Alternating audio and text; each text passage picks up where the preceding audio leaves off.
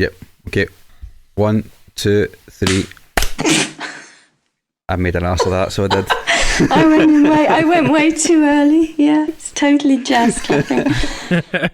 I wish you were recording because we could have kept this in.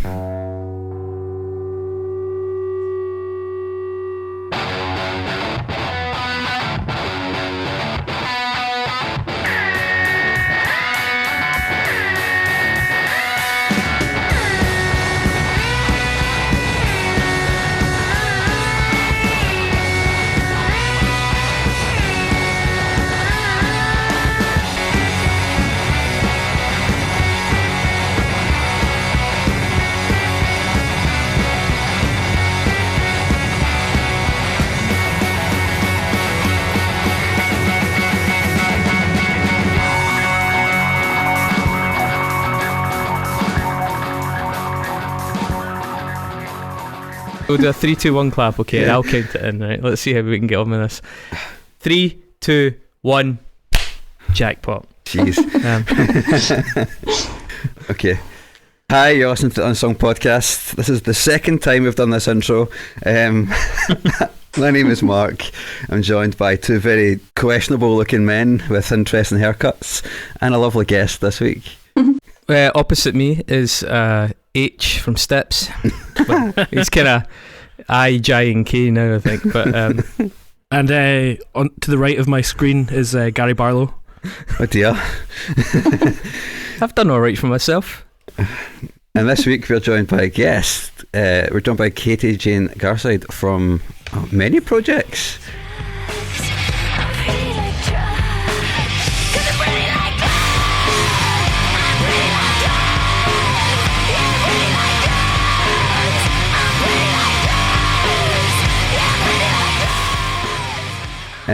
Baby Chainsaw, Queenadreena, Ruby Throat, and more recently, literally like a week ago, the Lyre Flower as well. Yeah, so KateJane, thank you very much for joining us. I'm very happy that we managed to find our way here. It's not been a total shambles so far. No. Speaking of finding our way here, KateJane, can you tell us where you are? Because that's going to be a really interesting feature of this conversation generally, I think. Well, we're on a boat on the south coast, Cornwall, near Falmouth, and but actually, I did what I. Because when we were talking, I figured that it was going to be really noisy on the boat, and I can't sort of predict what will happen. And there's people living there too in a very small space. So I am actually in a room on the land at a friend's abode talking to you. And my boat. You were surfing, is that right? Yeah, we just went to North Coast for some to get some waves. Bit late summer immersion. Yeah, that's really good. Yeah, but I meant that I was late for a very important date, but not too late. Have you got something on after this, or is there something coming up after this? I just got to swim back to the boat. Oh wow! Yeah, I missed my lift. They've gone. My little girl. Yes, Bill. As well as being a musician, you are something of a seafarer, right? Clearly, when I was listening to you a few years ago now, I had no idea that the history you had with the sea is not just something that you've taken up recently. I mean, as I understand, you were born in Yorkshire, is that right? But you spent a lot of time at sea as a child. Could you tell us a wee bit about that? Because it's definitely informative later on. Yes, of course. Yes. Well, I come from sort of very nomadic people. For generations have lived overseas, and my dad was actually in the army and in the SAS, which took us far and wide. But that's been gone back for generations and generations. And so they, always had an eye on the horizon. And when I remember sitting in the bath talking to my dad when I was 6 years old, and he asked me if I wanted to sail around the world, and I said I did if we could call the boat Silver Seaweed. And after that came to pass, I went to boarding school at 9, and then they took me out at 11, and we went sailing around the world once he'd made the money that we needed to in Saudi Arabia after he'd left the SAS, shipping or running a trucking company. Yeah, and so we got the money together to buy a small boat, and it was a very small boat. It's 33 feet and had no radio or comms of any kind. And we went off sailing around the world with my little sister, Mel. And that took us 2 years, and spent a lot of time at sea because we had to get round 2 years is very fast to sail around the world in a small boat, because small boats don't go that fast. And we did that, and that was the beginning that was a utopia, actually, for me after boarding school, which was a kind of trip into the underworld, into hell, really. So I had very contrasting things from 9 to 14, really. Yeah, wow. I mean, to go from the relative isolation and the very small sort of nuclear family environment to a boarding school, how did you fit in at school? Did you feel quite kind of on the periphery, or did you make friends fairly readily? Boarding school was really hard, and I think it was really hard on most children that were there. And my own daughter right now is 9 years old, and it's quite an extraordinary thing to think about, sending that little person off at that age. I think no one's equipped for that, and certain personalities do thrive, but most do not. And it was, for some reason, I ended up going there in midterm as well. I joined midterm where the sort of the hierarchies had been established. So I think I found it very difficult to integrate from there. It was quite honestly the whole thing was quite unfortunate. It was very, I think it's funny because I've been at peace with it for many years, but now that my daughter's 9, I kind of, it's sort of quite, it's quite raw again. Yeah, it was quite savage. Yes, I remember being dropped off and all my things piled on that sort of little tiny sort of hospital bed, and then for some reason leaving the dormitory and coming back and finding all my stuff thrown around the room, everything pulled out of my trunk packing case, and everything just sort of destroyed. And that was my entry into that environment. But some very beautiful things happened there too, because it was set in it's a beautiful kind of walled prison, really. But there was a baby fox used to come and visit us in the wild places, and we were allowed into the wild places. We were, so this very young. It's very curious when you think about that. 9-year-olds. So obviously you went on to do quite a bit of touring in your projects later in life, and this is maybe an unusual take. I'm sure it's something that's occurred to you over the years, but do you think that sort of nomadic lifestyle in any way made the touring a bit less of a shock to your system? Because I do know that people that are used to very settled lives find touring very, very difficult often. And do you feel you were any better equipped? Yeah, I think so. I used to love it, getting onto... actually, I won't pretend I loved all of it, because a lot of it was... But no, I did. I loved the whole thing of being in a band, and what that really made sense to me, and always has done. In a sense, I've always been in a band, and had that very close... what's the word I'm looking for? Symbiotic relationships in my life that I really don't look outside of. So it is as if, it's a boat life where to use an unfortunate phrase, you're as strong as the weakest link in the chain. We're all so symbiotic. And I found touring, getting onto my tour boat very, particularly when they became a bit nicer, when there was some money involved later on in Daisy Chainsaw, particularly where I think a bit in Queenadreena as well, where you actually did have a little bit more than a transit van with the amps falling on you, that kind of touring in the dead of winter is quite hard. But yeah, that has suited me, and here I am at this age, and I continue. So I've done the same thing my whole life, basically, from 18 years old onwards.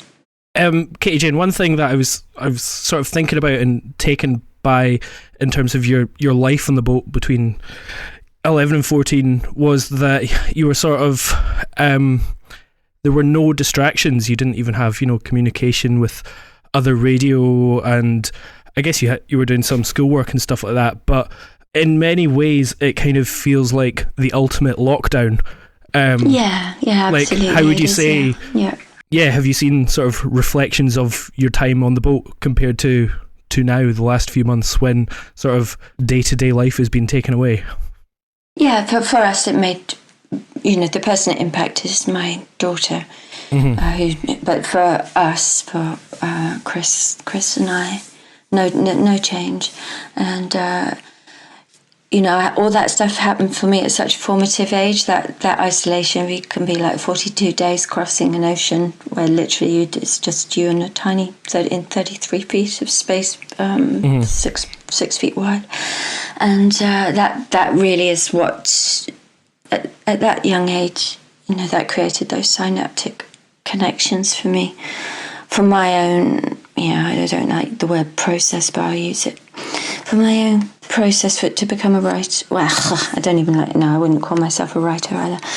But I made dolls, made rag dolls, and the stories came out of the rag dolls, and there's no I didn't have to do any kind of leap to become the doll in my later life and have the stories come through me. Yeah, so all that came from that isolation, and in terms of the lockdown that we've all just been involved in, it's very, very,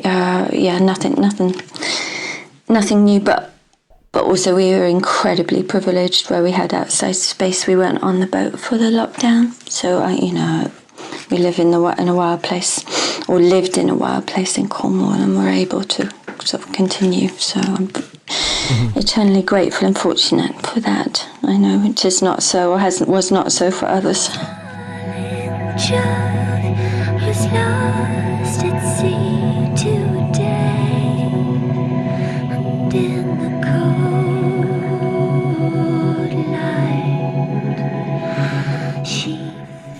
light. Can I ask, when did the music come into your life? I mean, on the boat, is this after, were your family musical at all? When did that become just a key ingredient? Because it clearly went on to be a huge part of your life. Yeah, well, so I know I always loved to sing, and that just was, and I heard doing like Christmas plays with my cousins and things like that, just making stuff up on the spot. I heard my aunt whispering, "Oh, she can sing," and that went into me. I grabbed that at probably, I don't know, 6 or 7, and but then when we were on the boat, yes, we made these dolls, and we were listening to tapes all the time of musicals of My Fair Lady and The Sound of Music, and Oklahoma and Carousel and West Side Story and Led Zeppelin and the Beatles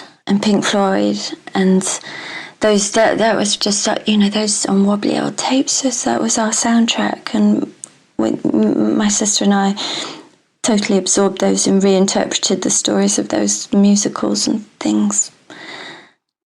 A boat must be a good place to practice screaming as well, KatieJane. Yeah, I don't remember that. I didn't do any of that, I have to say, because it is a really confined space. I did that later on up in the Lake District. That really, strangely. Well, yeah, actually, no, that was later. I do get confused. The timelines always get mixed up because obviously I found that light switch in Daisy Chainsaw that just went on. As you know, as I went on, walked on stage because that was just so utterly terrifying.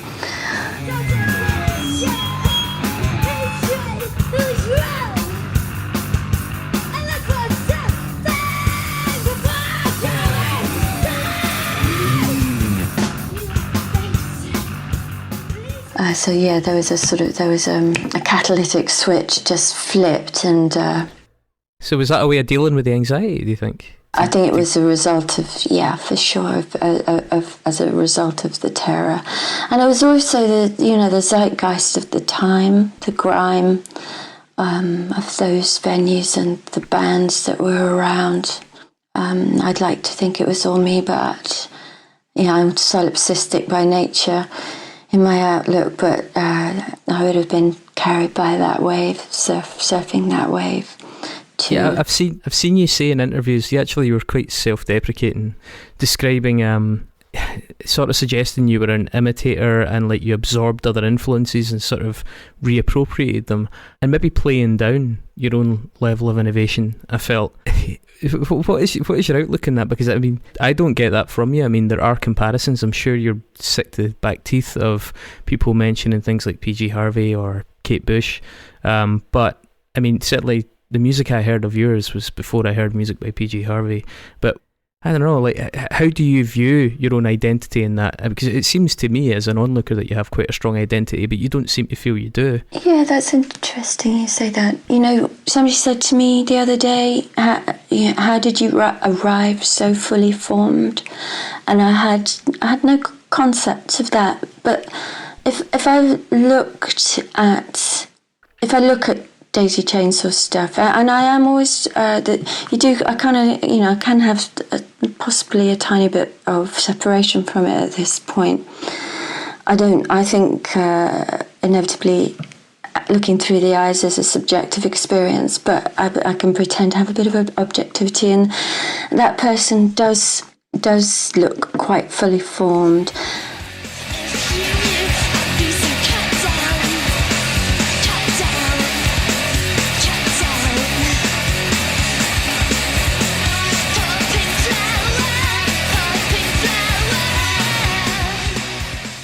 And I don't really have an explanation for that. But again, when I see people that age now, I'm always so shocked and surprised at the self-assurance, and it's almost an arrogance of youth, and that I think possibly as you get older and as life happens to you, perhaps one begins to question a bit more, and perhaps sort of holes begin to form in the identity. I mean, I never had sense of self, I will always say that, but I am quite shocked to see how fully formed that person in Daisy Chainsaw looks, actually. But yeah, I said to you, Chris, previously, I was aware of some sort of the phrasing of Bjork creeping in some little bits, and I was aware of that very quickly and didn't want that. And so made a real conscious decision to not really listen to anything. But nowadays, when I started writing on my own at this late sort of stage, the most thing I sort of hear is the lilt of those voices like Doris Day or something like that. Those kind of phrasings come out, and that would have been from the really early influences of boat times. So you've mentioned Daisy Chainsaw, and just for the benefit of listeners that aren't as familiar, Daisy Chainsaw you started in 1989 with Crispin Gray, is that right? You answered an advert, I believe. Yes.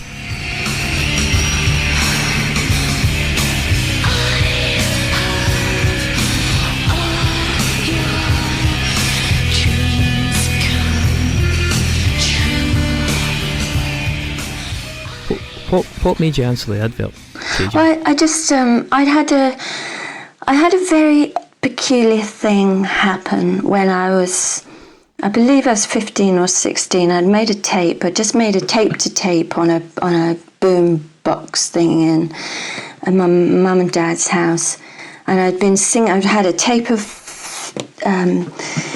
Stevie Nicks singing. Oh my God, I've forgotten the song. Singing one of her very, very well-known songs, and I was singing with her, over her, onto the other tape, through the air. And my sister took that tape away she was poor angel, sent to boarding school. I refused to go when we came back from seeing around the world, but we had no money. We had 50 quid and a boat, and so my dad went out to Saudi Arabia again to make some money, and she took that tape with her, and she was playing it in the dormitory, and one of her friend's father walked in and asked her who it was singing, and that was Glyn Johns, who's a record producer who's done everybody. I heard the other day he'd done Bob Dylan as well. I didn't realise that at the time. And he invited me to come and sing with for his son, who's Ethan Johns, also a record producer. And we were the same age. I think I was a couple of months older than Ethan. So we ended up for the next year, or any time I could, getting the train to Horsham, to their sort of huge 24-track recording studio, and just playing, being children in a huge recording studio, writing songs and getting together as, girl and boy. And that was at the time I didn't sort of realise the significance of that. Anyway, Ethan and I were about to run away to LA and become rock stars, and then he broke up with me, as all 16 or 16-year-olds do and should do. And so I was suddenly like, I'd quitted a scholarship I had to do art at Crammer, and I just thought, I'll go. I went to London, and I was living in squats, doing really weird jobs that didn't make any money, of selling life insurance to boxers on council estates, commission based. I didn't sell any life insurance. No one bought any off me. And I answered an ad in the Melody Maker, and angry and determined because I'd been dumped, and my big break had fallen apart. I wasn't in LA being a rock star, and I think possibly maybe that's where that sort of. I only recently realised that where the sort of catalyst for the explosion happened probably was that. And probably boarding school, I'd had a whole bag of resentments on my back. I answered an ad that Crispin placed, and I answered it. I just found him to be the most strange person I could imagine. But he wanted me. He was very persistent, and I was 18, I think, by the time we got into the rehearsal studio. And I think we ended up doing that for a couple of years before I really didn't want to play a show. I was just doing it because I didn't know what else to do. And I was not convinced, not remotely convinced that this was a good idea. But we sort of, something about Crispin is he's incredibly cut as sharp as his cheekbones, and he knows exactly what he wants and where he's going. And very, very focused. And something made, over time, something in that gave us that arrogance and self-belief. And we were very fortunate, or not, as the case may be, that the first gig, I believe, that we did at the Bull and Gate got reviewed very, very healthily in the Melody Maker by Jonathan Seltzer, who is a friend of Crispin's, that they worked some, rubbish job at. That meant were cleaning or breaking down piping to sort of unblock sewage and things like that, and they was the handy guys, the back room boys. Anyway, it's not the rock scene in LA, is it? It's Charing Cross Road, but that guy also made it seem like it was just so easy to do it, which probably did give us a sort of false sense of arrogance, which I think probably fueled the whole thing along. And I remember people accusing us of that we seemed like we'd been constructed, like it was some kind of record company idea putting us together, but it wasn't. There was a series of events that gave us a sort of, I don't know, just led us by the nose, really. We were just pushing through. We pushed, and yeah, everything was ripe for that moment in time. Yeah, and those things happen rarely, but it did happen. So.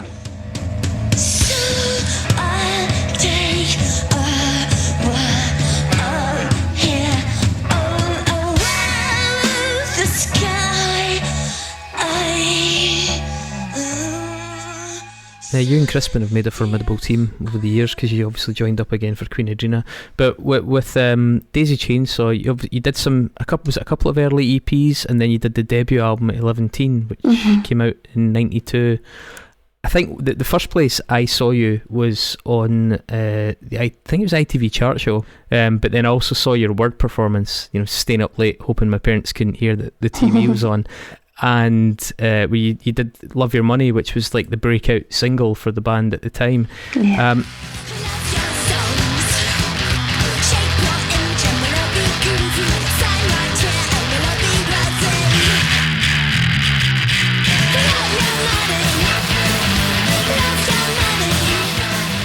I believe you were also, at one point, you were meant to appear on Top of the Pops, but you couldn't because of a throat infection. Is that right? Yeah. Yeah. How do you look back in that? Would you have liked to have done that? I think we wouldn't. We refused to do it because they wouldn't let us play live, and I had to. Yeah, so we had to make polite excuses. But I think we then got banned by the BBC because of that, or something like that. I'm told. I think. Yeah. But yeah, so I was gonna have to overdub, and I was allowed to be live. That was it, live vocal overdubbing to a backing track, and I just remember feeling that would make me feel so exposed, because the whole thing was that kind of explosion out of a can, and if somebody offered me that now, I would probably do it. That was definitely their modus operandi then, because I remember watching Nirvana doing the same thing, and you sang it all in the baritone to try and mock it. So I believe Daisy Chainsaw was courted by Maverick, though, is that right? Madonna's label, but you chose to go with One Little Indian. Were you happy with that choice in hindsight? What was your experience like? Yeah, I mean, honestly, it is really hard to sort of dial back to that. I was happy with One Little Indian, very, very much so. And Derek Burkett is his dream, his thing. He's been so good to me through all the years. He's always taken my calls, put it that way, and he's always given me whatever I need to do what I need to do, and I'll be, he's really has been an enabler, champion, whatever. He's been there for me my whole life, and I do really appreciate that. And he's been hard with me as well. Like now I say that as one project that he wouldn't bite onto, probably with good reason. But when I was gonna go, I went off around the country to go. I ended up in the Lake District with my DAT recorder, up mountains, doing that screaming we referred to earlier to make this sort of elemental record.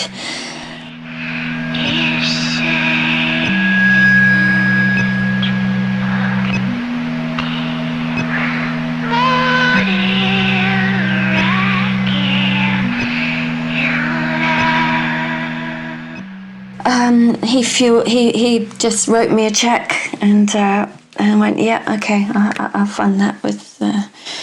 And I did indeed take the check and spend the money and didn't deliver a record, so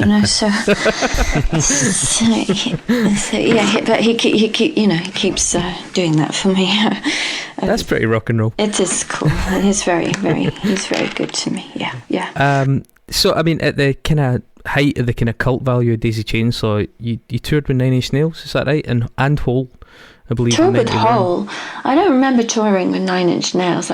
Maybe I pretend I did, but no, I don't. I must have done. I think did something. I think it was the long weekend or something where I think they were the headline. Okay. I think that's what it was. Yeah. Okay. I know Courtney went on record as saying at the time that alongside herself and Cap Yelland, you were some of the originators of the Riot Grrrl spirit, if not necessarily the sort of Pacific Northwest actual movement. How do you feel about those comments? Do you think that's relevant? We did an episode on Riot Grrrl and you came up during that actually, but I'm curious what your take on that is. Well, Courtney Love, she's just a force of nature and I adore her and I'll take her word for it. Yeah, that's fine, that's cool. Do you have fond recollections of those tours? Yeah, I'm glad I was there. I don't remember very much at all. I just remember her kind of quite lit. She was lit, very lit from within and incredibly powerful and terrifying. And, I couldn't really meet her gaze. She's phenomenal. And when you see footage of her, the power that comes off her. Yeah, I do remember, I think it was that tour. I think it was a Barrowlands gig that, again, it's really, I got a kind of snapshot of, I don't know if it was that tour, but it was I think it was a Barrowlands gig, and it was one of those shows where it all, where you hit the I'm not sure I had the word for it right now, but where it all... Everything clicks? Is that yeah, that will do. But it's where I'm not singing, where I'm being sung. It's that thing, okay. So, you talk about it in meditation, where you become the universe, or become everything boundless, without edges. And that happened, and became the room, the audience, walls. And that's it's the place we're all trying to get to. But you can't try to get there, actually. That's the paradox.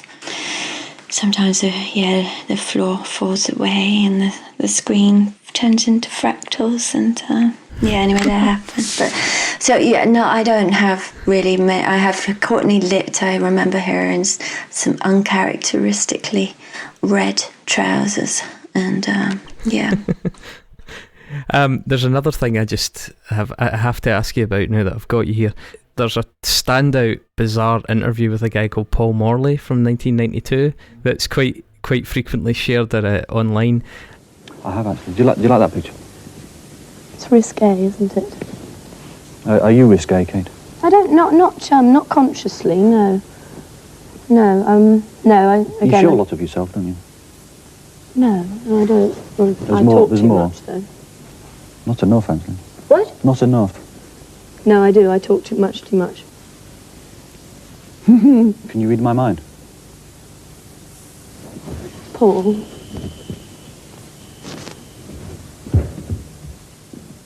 First of all, what was your take on that interview, and was that typical? Because it's the attitude of the interviewer is so strange, but I noticed that in a number of the articles of the time, there is still people may say, it was 25 years ago, but there's still a kind of weird, latent, patronising misogyny to a lot of the comments that I saw journalists making. Was that your impression at the time, or am I reading too much into that?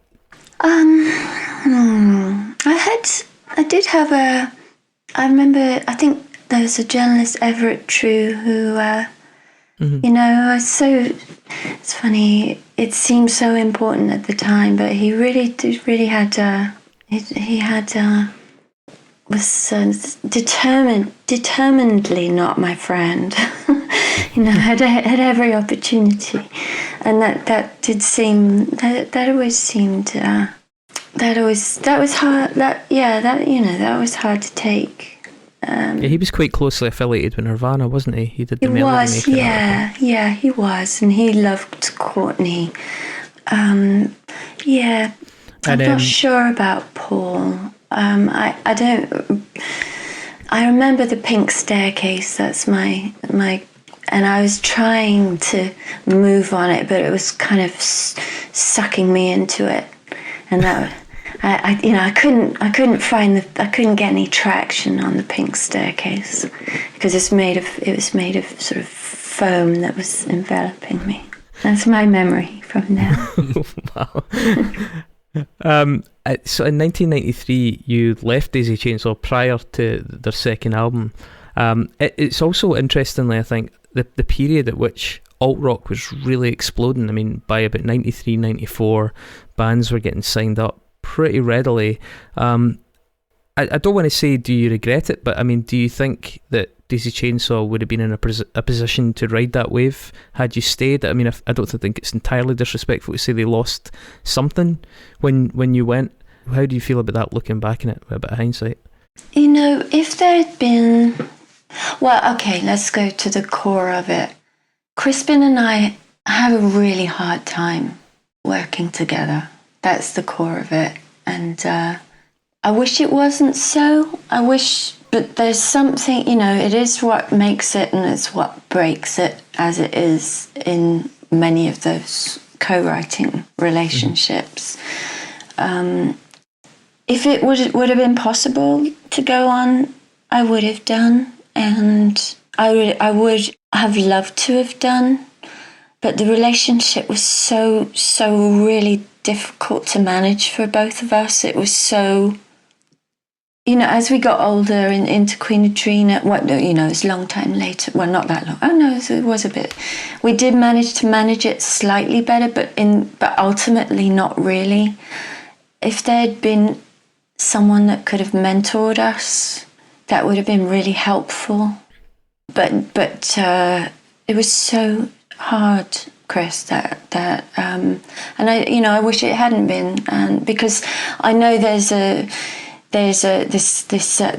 power there between us, something that fires rockets, but it's really unmanageable.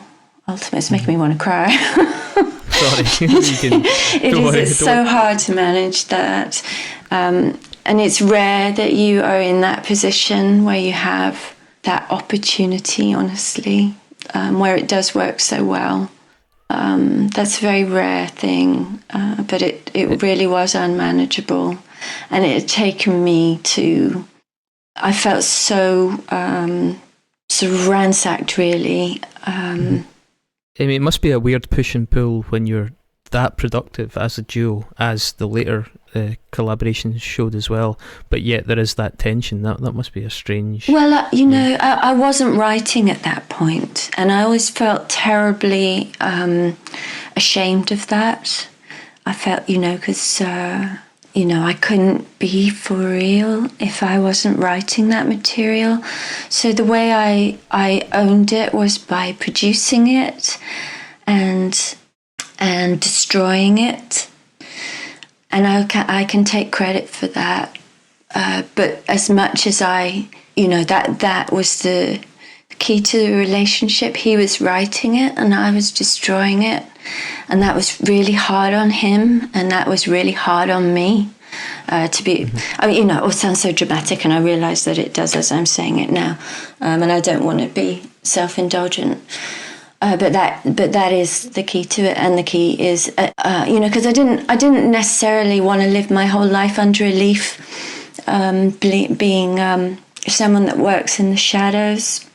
My ego was wanting to keep climbing the mountain, but I was also really done in by the expectation and the responsibility and the having to show up every night and go on tour for months, years at a time.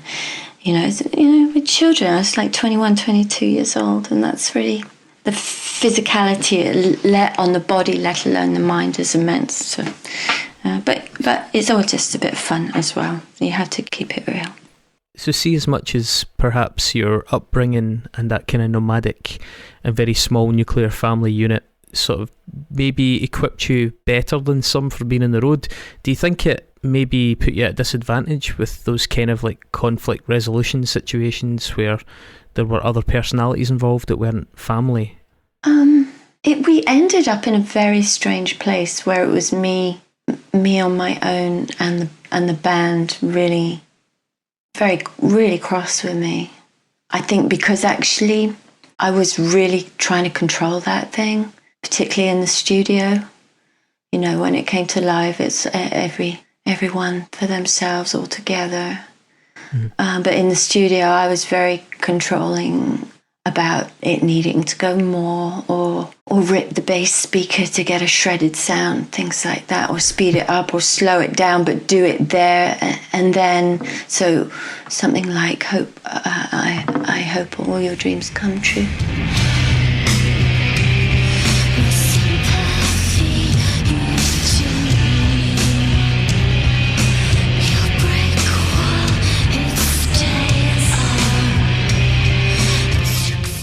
You know, that had been a fast song, and I made them all play it really slowly in a dirge in the studio, and everyone's really mad at me about that and hating me. But I'm holding, you know, I'm totally not accepting that. And I was very fortunate at that time to find Ken Thomas, who worked with us as a producer on that record, and he stood the ground with me, and he was the closest thing that came to a mentor, and he really was a really good friend to both Crispin and I. We both are really passionate about Ken, but even with Ken, and Ken even toured with us. He did sound for us live, and again, that he made things sane and safe for me, because nobody else would. No one else could. They just saw me as someone that was destroying things. Were you literally slashing speakers? Is that an actual thing? Yes, we were literally ripping the paper cones. That does explain that amazing tone. It does. Yeah, it does. Yeah.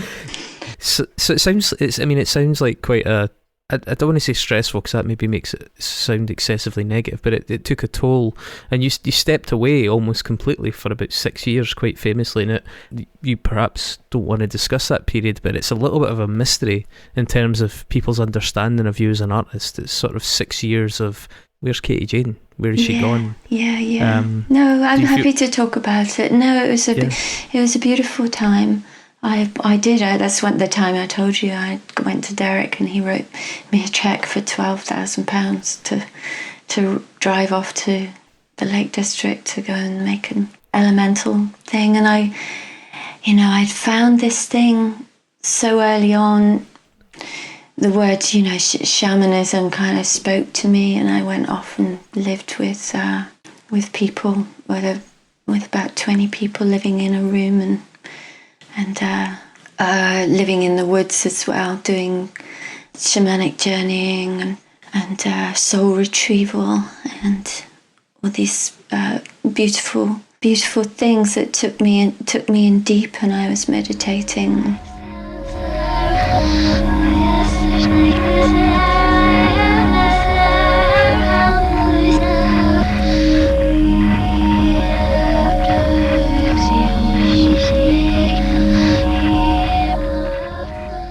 Yeah,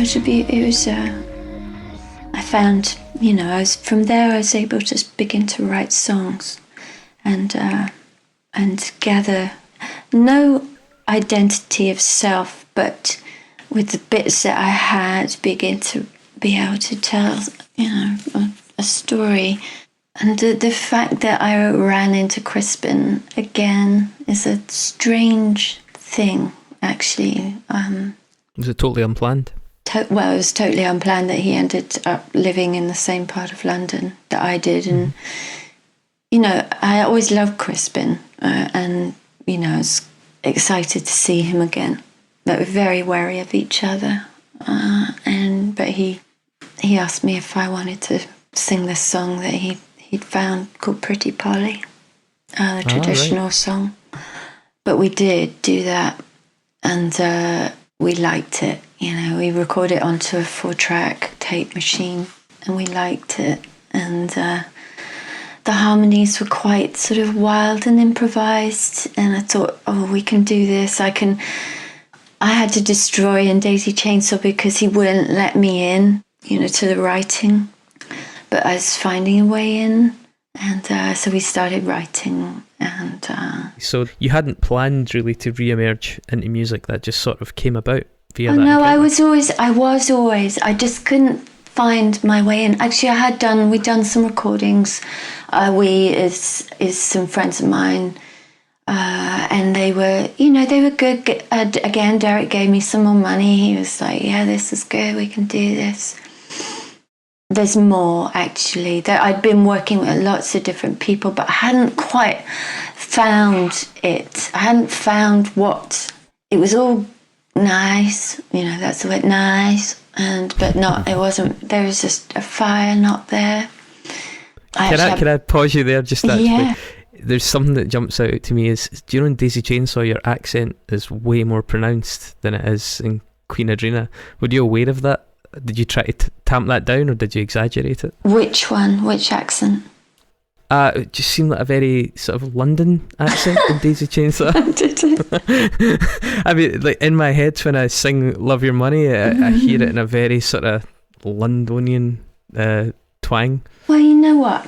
I think it's fair to say that I'll meet the music and figure out what it's asking for. Yeah, it's pretty snotty. I think it gives it that punky, almost like late 70s feel.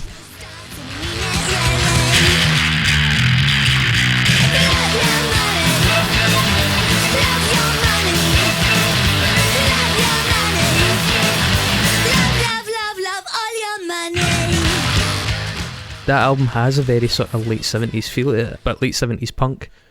Yeah, so my daughter, we talk a lot in different voices and different accents. And, you know, she's not really been exposed to much of what we've done, and she just loves pop music, little music that's made for little girls. And she just sort of says to me, oh, Mummy, I think you should be an actress. And I think it goes back to the storytelling with the dolls. So maybe there is that. I won't say that I'm an actress, but it's informing. I don't know how to say this, Chris, really. But I think I'm dancing around something. It's interesting. It's where I've seen you perform live. I saw you, I think it was around about 2001, 2002. And it does come across as a live persona. I mean, a pretty... I'm not sure if you're aware just quite how intimidating you were, certainly live in that role. But it did also, there was an element of performance to it. There was an element of almost hammer horror at times, like you talk about dolls and a little bit of that. And then there was the very aggressive punk with a little bit of the sort of industrial ministry style, quite sinister darkness to it. It's interesting you were describing the shamanic thing. I mean, Did you choose that persona, or you're talking about acting, was it just the logical conclusion that you arrived at when you? Yeah, no, I'm not choosing a persona. You can get into quite dodgy territory very quickly here. I'm relinquishing self. I have, okay. As I said earlier, I have very little sense of self, and my voice changes a lot, and I do, if we talk too much in a certain accent, it sticks around and drives everyone crazy. So Can you do Scottish? I'm not going to try. It might slip. It might slip in. No. I hope you're talking Scottish to your family for the next month. It'd be so bad now I've said all that. Channel Scots. No. No. It's really interesting that you're saying that, though, that sense of self, because that sort of ties into what you were saying about when you were playing down your own sense of originality. What I was describing earlier, you were quite self-deprecating about your own musical voice, saying that it was an absorbed musical voice from other people, and now, you know, it does seem that you do feel like your identity is quite a small thing in amongst a lot of other noise. Is that fair to say? I think you've said it a couple of times that I feel that I was influenced by other people. I was really aware of how easy that was to be influenced by other people. So I made a very early decision to try not to be.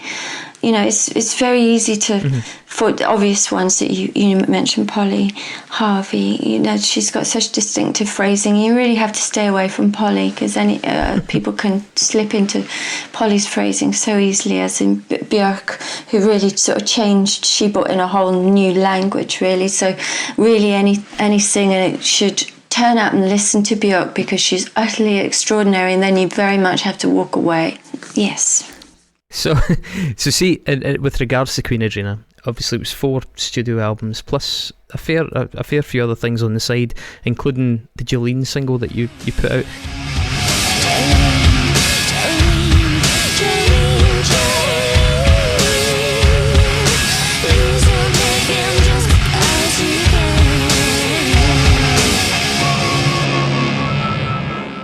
Did that start as a B-side? Yes, it did. Right? Yeah. And then I consider it a faux pas, quite honestly, because you know that band was getting quite. It got to the bit where people we're in our 30s and we have this very fragile relationship, and we're working so hard, and we need it to work. And certainly at a certain point, you know, there's issues with tax bills and managers that have run off with the loot and all that kind of thing, and suddenly you need it to work. You know what I'm saying? Yeah. It to work, and that's a really bad position to be in. And was that quite early on that you felt that pressure? Well, I'll probably have to excuse myself for getting the timeline mixed up. I'm not sure where Jolene comes in on that timeline. It was after Taxidermy, so yeah, it was just not long after Taxidermy. It's the end of the same year, I think. Yeah, I think for many reasons. Well, those ones that I've just sort of highlighted, and knowing just how hard it is to keep a band together, and all I can say is being in a position where you need it to work is not the right place to be. Really not the right place to be.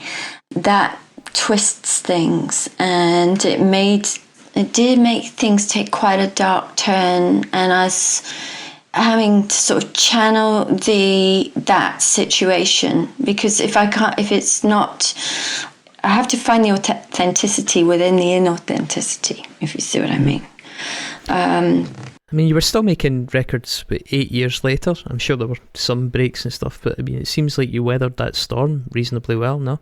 Oh, I don't know. No, it felt that decade was for many other reasons actually as well. It had some combustion to it that I think is hard to find. I've heard some bits of I think the album, I think the last one that Queenadreena made, Gin, where some of that record does it right.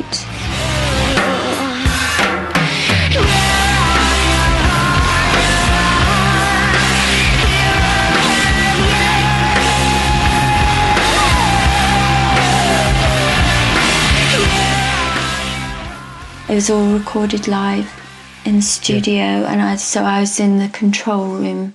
The band was set up live, and we just were putting that down completely live takes, which is really the only way I can do it. The energy on that is that's quite hard to find. It was pretty warmly received. I mean, there was a couple of writers felt it was one of, like, if not your best work, one of your best works. I mean, I think there's some pretty rubbish songs on it as well.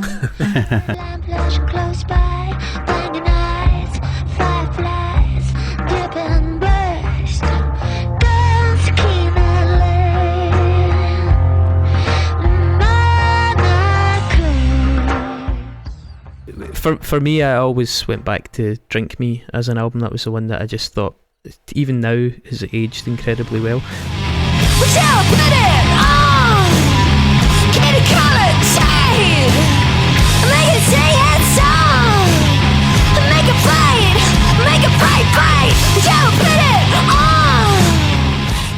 Of the catalogue, what are your personal highlights? What did you feel most positive about, and was there any that you really felt like you'd maybe made a misstep? Honestly, I don't look back, and I know that's very not very convenient for an interview.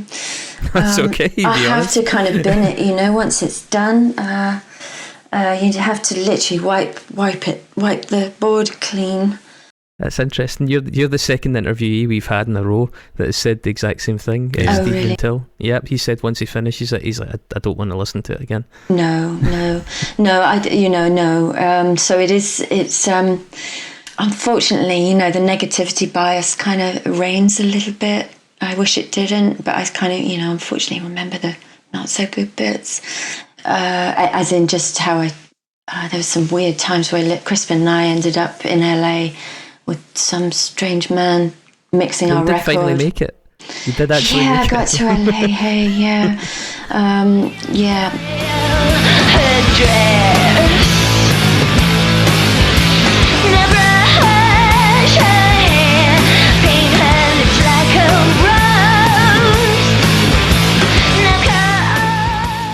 But he locked us out of the studio. He didn't want us messing with his mixing, which did not suit us at all.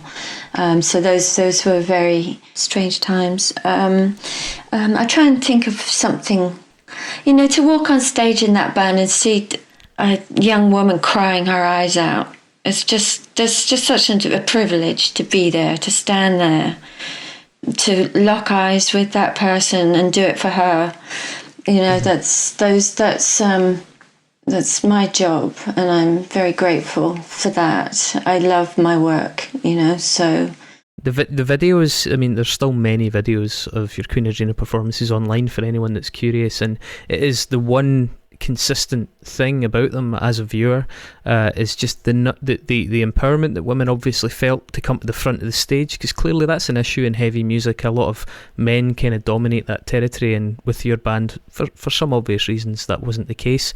I think it's a really nice thing to see, and it also feels completely organic. It doesn't feel forced. It's an intimidating environment as well, because KateJane, whether you like it or not, as a front person, I would have put you up with any of the most ferocious male front people I ever saw in terms of your ability to kind of command the room, irrespective of gender. I can only imagine how exciting that was for a young woman, especially a young woman that wanted to get into music and heavier music, to see that. Yeah, did you get a lot of correspondence from people at the time? Did you get? There was a void then, wasn't there? I just know that place of meeting those people there. That's all I'm for, Chris. You know that. It's just for that moment. I'm to talk to me or see me out there. The environment is not relevant, really. It's just for that. I'm in danger of overstating it, but for me, it's.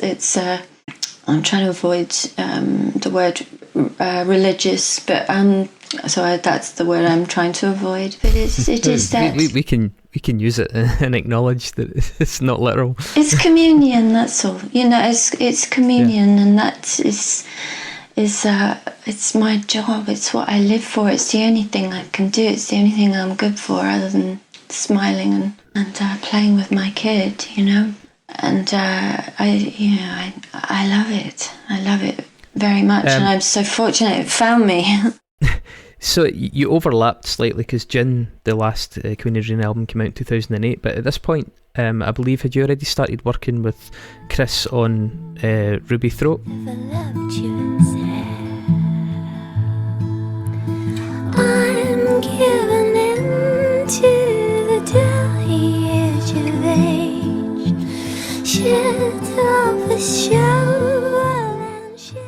yeah, and before that I'd been doing Lalashwari, which is a very important thing for me and myself, which is just because I was living in a studio in a one room with my 4-track set up on the floor, and that was my sort of sanity, where I couldn't put things together properly in Queenadreena because it was so very violent, and I had to be violent in response to it, and it was just going up and up, and I felt that there was there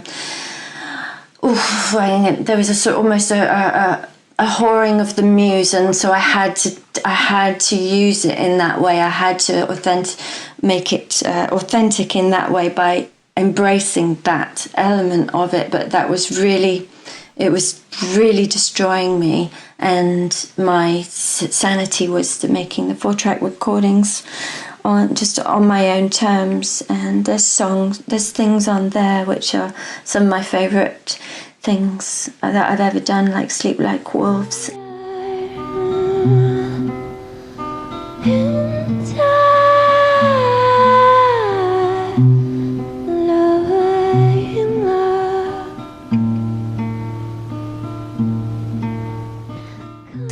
And Lesions in the Brain, and so I did a couple with my sister actually. And so Chris Whittingham, Chris is still your partner, your life partner as well. Yeah, so I found him busking on London Underground after I prayed really hard for a cosmic intervention. Yeah, I was face down on the floor. No, it's absolutely Wikipedia true. rumours. No. This is, I very much. I don't believe in the power of intention. I know it to be true that if you really will something into being, it's a very simple thing that if you are the thing you want to happen, it happens. So you don't wish for it, you don't pray for it. I did just say I prayed for it, but you are it. So on that day, I embodied the door, the way out, because it was so enmeshed and so codependent, and so I couldn't find my way out of a situation that was very destructive. And on that day, I inhabited the door opening utterly, and indeed I heard the guitar coming down the tunnels of the London Underground, sounding so utterly beautiful. And I talked to that man. I tapped on his shoulder and told him I was a singer, and that could I have his phone number, because I'd like to work with him. So between us girls, did the project grow out of the relationship, or the relationship grew out of the project, or was it a bit of both? The relationship very much grew out of the project. We worked together for 5 years before we were together. So it actually took, I think we worked together for a year, and I believe we started recording bits for the ventriloquist, and I found that really, I felt like I was having an affair going into the studio with someone else. I felt it was like a huge betrayal. So it was really hard, that beginning. I'm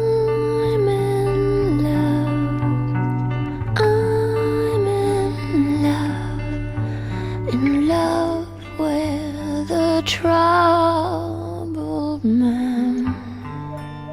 And then we didn't see each other for a year or something. I went on tour again with Queenadreena, and we sort of dropped it away. But then I think I called him out of the blue, or he called me out of the blue, and we picked it up and had another go. I think we'd done an open mic somewhere actually, and just thought it was a disaster, Chris and I, and really scared ourselves out of existence.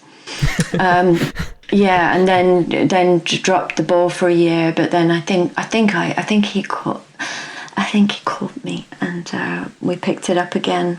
And yes, on the 5th year, we did indeed. I think I left Queenadreena, and he and I drove to Cornwall, and we began our lives together. Yeah. So was Chris a seafarer, or did you make one? He was, because he'd come from Hawaii. He'd grown up in Hawaii with a single parent family with his mother, and had lived all over Hawaii. She was in real estate and moved from house to house the way they do in America. And he had taught himself to sail small boats, and would sail to school across the bay or whatever. Wow. Yeah. Again, I'm a deep believer in in magic in its most pure sense. And there he was, sailor, musician, and video filmmaker, and perfect fit, isn't it? recording engineer, everything, and driver, lighting engineer, and just does the sound at the gigs, because we've learned that if only 2 people go on tour and they do everything, you can make a very, very modest living. Yeah. I mean, by all accounts, you and Chris have had a very interesting life together. Did you? I mean, I know you did, but you have to walk our audience through. You built a boat from scratch, right? No, we didn't build it. Oh, you didn't build it? No, we moved on to a canal boat. That was the stepping stone so we were on the canal boat for the last 2 years in London. And then I got pregnant. That's a long story. It involved cats. I didn't even know that was possible. It's very much possible. And yes, and then some other very extraordinary things happened. We had a sort of very tragedy happen within our family, and from there we sold the canal boat and bought a sailing boat and went, okay, we're going to do this now, because life has to be lived now, not in the future. And we bought the sailing boat, and we then spent a year getting the boat ready. She ended up on the rocks, broke her mooring in a storm, had her craned off the rocks, and then she was very little damage done, because she's, if you want the technical details, she's a 1970s sailing boat with a 2-inch fiberglass layup, which means she's incredibly strong. And so she survived her beaching on the rocks, and we went off sailing around the world with Chris's only son and our daughter, who was 1 year old at the time when we left, and sailed around the world for 4 years. Now, is it true that you had an encounter with a whale? Yeah, we did, yeah. There's many, but yes, the whale, you're not meant to hit things in the middle of the ocean. You really are not. And we were between the Galapagos Islands and the Marquesas, which really there's nothing there. There's no shipping lanes. There's no islands. There's just yachts making that journey, and it's 3,500 miles of uninhabited water. And so there was a huge crash which brought us all up on deck. The thing that people in our sailing world do not want to hit in the middle of the ocean is shipping containers, and because that does happen on occasion, and that can obviously punch holes in boats, but equally you don't want to hit a whale. And if she'd been a lesser found boat, she would have not made it. Wow. But we did make it, and to this day we don't know if the whale hit us, but we hit the whale. It would sometimes boats hit sleeping whales, but it's I think about a 40-foot was a humpback. Yes, a humpback. 40. No, it was bigger than the boat. The boat's 43 feet, so I think it's about a 50-foot whale. Came up, was rolling behind the boat, so it had gone down under the boat. There was many whale. There was another. We all survived. The whale survived. We survived. But I came up on deck and there was other whales around and dolphins. So I think the whale might have been protecting its young, which they do. Yeah, it feels like hitting a whale in that stretch of ocean is like walking into a lamppost in the Arctic or something. Yeah, it's like hitting concrete. Yeah, you're not supposed to do that. And boats go down there a lot because, there's some great literature actually. I think it's Surviving the Savage Sea. It's a great book written by a Scotsman. I think it's Douglas. I can't remember his second name. It's a beautiful book, beautifully written. But his wooden boat with his family sank there in the 70s by being attacked by killer whales. So he and his 2 little boys, older son, wife, and their adult crew member ended up in a 7-foot fiberglass dinghy for, I think it was something like 35 days in the middle of the Pacific Ocean before being picked up by a Korean trawling vessel, I believe. It's an amazing book. Some of the, even just some of the things that I'm sure, I'm not saying you take them for granted, but some of the things that are maybe not completely mind-blowing, such as you describing seeing whales and dolphins all around the boat, are, you know, they're things that I guess most of us, certainly those of us that have spent much time doing music, will very likely never see in our lives. And some of the stories and anecdotes I've read from your trip, there was a really moving story actually. You said when you were younger you used to watch a star and you were paranoid that it was coming closer to you. Is that right? Yes. Well, you know, so I turned 12 pretty quickly. So I'm 12. I think I'm 12 to 13, and that is the first star that comes out in the evening. I think it's Venus. That really latched on, or I latched onto it, and became so frightened in those exposed, endless waters that was actually honed in on my tiny world with my mother and father and little sister, that was alien craft coming closer and closer. And it just, every night, I couldn't look at it, and then I would force myself or couldn't resist looking at it, and every night I was convinced it was getting closer and closer. And I do think, that's the mind left to wander, that we find things. But the experience of being conscious is so extraordinarily extraordinary, and any of us that pretend to know what that's about is surely delusional, or to be conscious of being conscious. It's think about it. All politics, everything just falls to the ground like sugar. I think if you've clearly had time as well, given the time at sea, minus all the kind of noise, the noise pollution, the light pollution, just the attention pollution of being in cities, and to muse on those things. Well, I think it sets up, well, again, it's me talking about something I don't know but anything about, but it sets up neural pathways, I think. Well, that's one way of explaining the unexplainable. It was really interesting watching you talk about timelessness as well, because I'm very mindful when we're asking you about the chronology of things. You've been raised for a large part of your life in a situation where, whilst night and day goes by, time doesn't pass in necessarily the same way. I mean, you spoke about when you were younger, you couldn't have told what era you were in when you were at sea.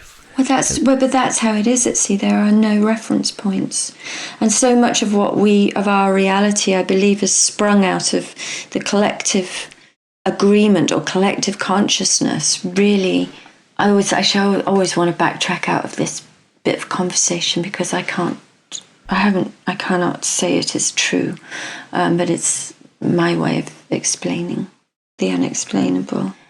With no reference points, who are we? But that's a really interesting. I think I understand as well that you can maybe offer anyone listening some advice on what fish not to eat to avoid neurotoxins near a barrier reef. Yeah, well, I don't know about the barrier reef, but I know about that you better not eat any kind of shellfish on the other side of Nukuhiva in the Marquesas. Yes, very, very poisonous. Friends, became very, very sick. You do not want to get that. Yeah, that is a very, very frightening form of poisoning. Can you be vegan at sea? David's vegan, and I don't know if he's cut out for it. Can you be vegan at sea?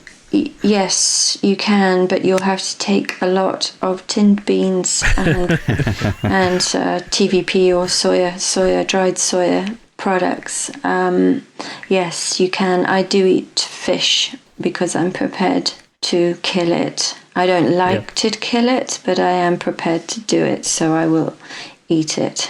And I don't know if I think it's fair, but I'm prepared to do it. Mm-hmm.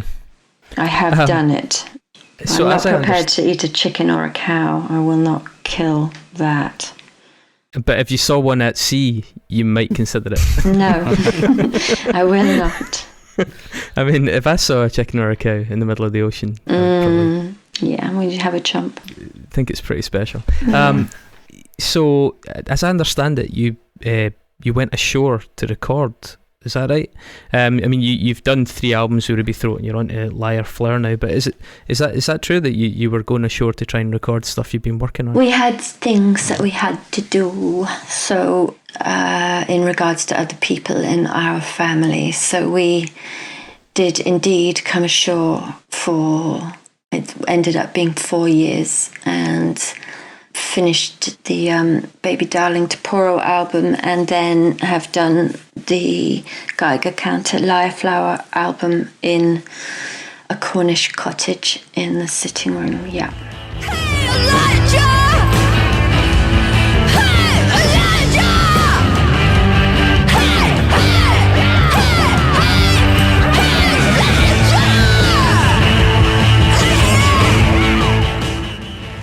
So we just done that, and now we've finished that, and we've completed on the family things that we had to attend to, and we have gone back onto our boat day before yesterday. And so you're going to cast off full time, yeah? Yeah, we will. We're going this year, but now we will go in April next year and live that life. It makes sense to us. It's brutal, but in the right way. It's good for the mind and the body.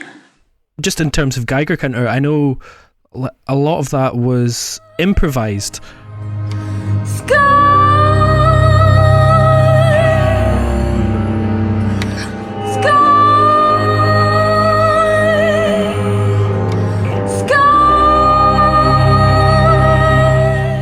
It's certainly very different from the Liar Flower stuff, from Ruby Throat. So, sorry, Yeah. Did you know that you were making a different project before you made the music, or did that come out afterwards?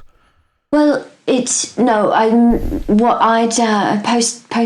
Queenadreena, I just had a drums embargo, and I had to make it quiet. I had to, and so, but by the time we were here, and that's really hard on Chris, the musician he is, but he went with it, and I was reducing things all the time for him, I'd sort of reduced it to a 5-string.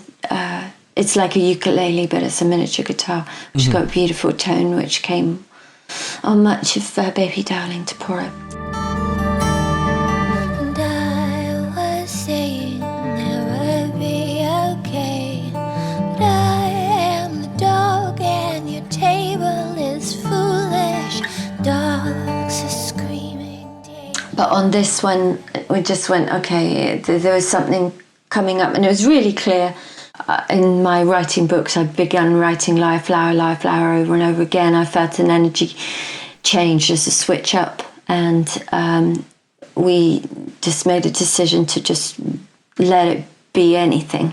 We knew we wanted to make some noise. I knew that was coming in. Like it had just arrived. That door had just opened again. That sort of, I guess it was probably nearly. I guess it was nearly a decade of everything being held down. And it was, and I was meditating really deeply and really enjoying. I've always done this, but I took it really seriously, and I was meditating for an hour in the morning, and as I was coming out of the meditation where my brain doesn't recognize who she is, I was writing from there, kind of automatic writing.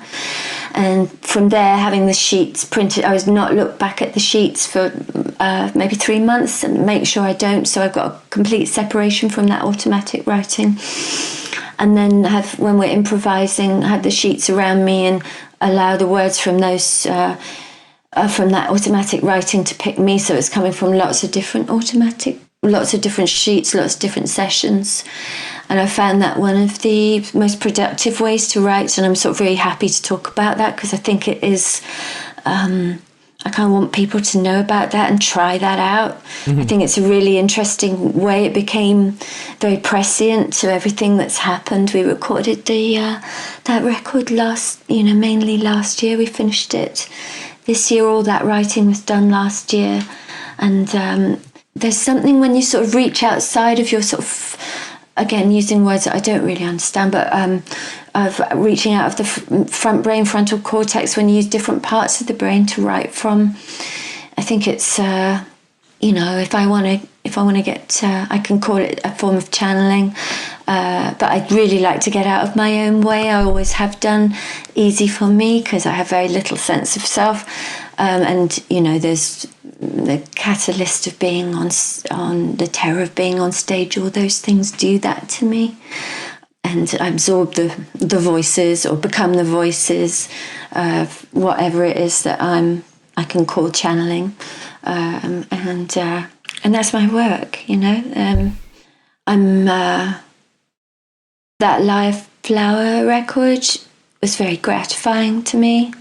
I feel that of all the things that I've done in my life, I managed to get out of the way enough, and the relationship for Chris and I is enmeshed that way that makes it more than the sum of its parts, rather than destroying the sum of its parts. And just previously I always did the one step forward, 2 steps backwards, and everything was so hard earned. So those good moments in Queenadreena was so fought for.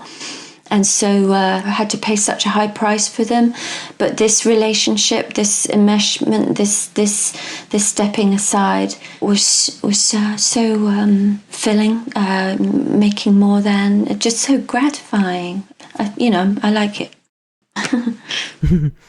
Well, KateJane, have had so much of your time, more than we expected. Thank you very much for that. You've been really generous with us. Listen, I'm really sorry to monologue so much, and It's absolutely brilliant so far. Honestly, I'm really looking forward to editing this. I think it will. Okay, well, you're going to have to edit quite hard, I think, because I think I really hope it's not too boring. No, not at all. Quite the opposite. There's one more thing we need to ask you, Ian. Yeah. It's a little favour that we ask all of our interviewees.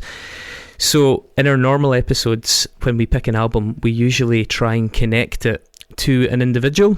We call it the Nexus, and we try and find interesting links through history and people and things like that. So without any rehearsal, we want you to pick any person. They can be a fictional character or a real person, just any person that comes into your mind. And for our next album, the challenge is that we have to try and connect the album to those people. So there you go. We've sprung it on you. Well, the first person that came to mind was Ligeti, but that's not, because Ligeti's composer, so that doesn't work, does it? Yeah, no, that's perfect. You can pick anyone you want. If that's who you want to pick, you can. Should we stick with Ligeti? And then there's my someone I'm devoted to is Anais Nin. Ah, good choice. Well, I'll tell you what, we can put Anais Nin in the pot, and that means it will get drawn at a later date, and we'll do Ligeti next week instead. Okay, all right. That's amazing. Well, as Chris said, KateJane, that was brilliant. I was rapt with attention throughout. And also you stole all the questions, Chris, as you did in the last episode. So that's what I do. I'm so grateful to you. Thank you so much, you all, the three of you, for your time and your interest. I really. No, it's been great. I just want to say that I really do love the Geiger Counter record. I've been listening to it all weekend, and yeah. I'm just really excited to hear what you do next, and thank you for coming on. Yeah, as I say, seeing you 18 years ago, I think it was, I saw you live, and it's a real thrill to be able to have this chat with you, KateJane. So, I'm so grateful. Thank you, the three of you, so much. I really, really appreciate it very much. And safe travels. Yes, we'll be in touch, hey? Look out for the whales. Yeah, you too, look out for the whales.